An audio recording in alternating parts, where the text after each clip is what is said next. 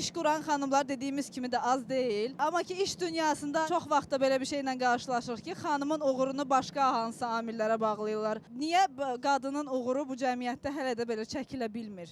O, çətin sualdır. Çətin sual. Allah ilk əvvəl Adəmi yaratdı, sonra Həvvanı. Milyon qadın yığıla bir kişinin yerini verməz. Sənə qurban olum, ay bibi.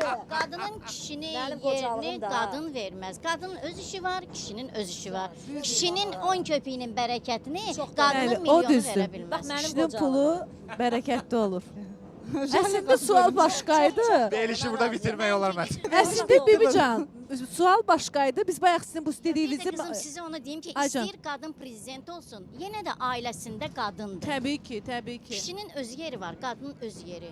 Yəni ona görə də ailədə və yaxud cəmiyyətdə, hər yerdə, dünyanın hər yerində əsas rolu aparıcı kişilərdir. Sonra qadınlar. Qadın həmişə kişinin sol tərəfində oturmalıdır, ürək tərəfində. Qadın yaradılıb qol altında, yəni əzizlənmək üçün, necə deyim, tumarlanmaq üçün.